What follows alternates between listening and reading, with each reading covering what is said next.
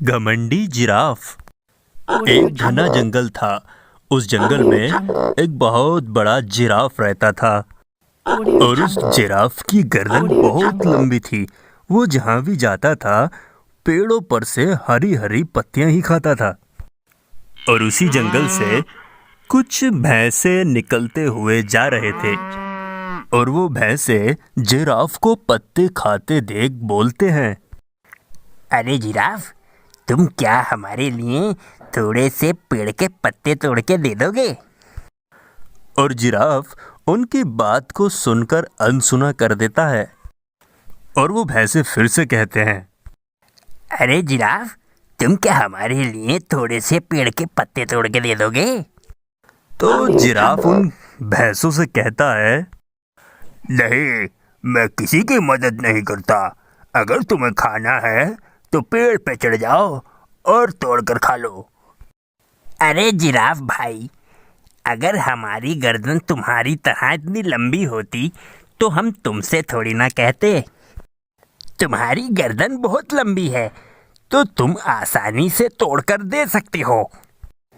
तो फिर जिराफ ने कहा, अगर मेरी गर्दन लंबी है तो ये मेरी खुशनसीबी है। मैं तुम्हें कोई मदद नहीं कर सकता। जाओ जाओ। तुम्हें अपनी गर्दन पर इतना घमंड नहीं करना चाहिए। और ये कहकर भैंसे वहां से चले जाते हैं। और यही कुछ महीनों बाद जंगल में सूखा पड़ जाता है, गर्मियां आ जाती हैं और जिराफ भाई तो गर्दन ऊंची होने की वजह से पेड़ के पत्ते बड़े ही आराम से खा रहे होते हैं। और कुछ जानवर फिर से उसके पास आकर कहते हैं, जिराफ भाई, क्या तुम हमें थोड़े से पत्ते तोड़कर दे सकते हो? काफी दिनों से कुछ नहीं खाया, जंगल में सूखा पड़ा है। और घमंडी जिराफ कहता है, हाँ, मुझे पता है। जंगल की सारी घास सूख गई है और पेड़ के पत्ते ही थोड़े से बचे हैं। अगर मैं ये ही तुम्हें दे दूंगा तो मैं क्या खाऊंगा? और फिर से भैंसे कहते हैं, जिराफ भाई, तुम्हें ऐसा नहीं करना चाहिए। तुम्हें हमारी थोड़ी तो मदद करनी ही चाहिए ना। और फिर जिराफ कहता है, अगर आज तुम भैंसों को मैंने घास तोड़कर दे दी तो तुम मुझसे रोज रोज मांगा करोगे। इसीलिए मैं तुम्हारी कोई मदद नहीं कर सकता। जाओ जाओ। और बेचारे भैंसे फिर से निराश होकर वहां से चले जाते हैं। और एक दिन शेर अपने बच्चे से कहता है, बहुत दिन हो गए, अभी तक हमने कोई बड़ा शिकार नहीं किया और गर्मी के कारण कोई भी जानवर बाहर नहीं आ रहा।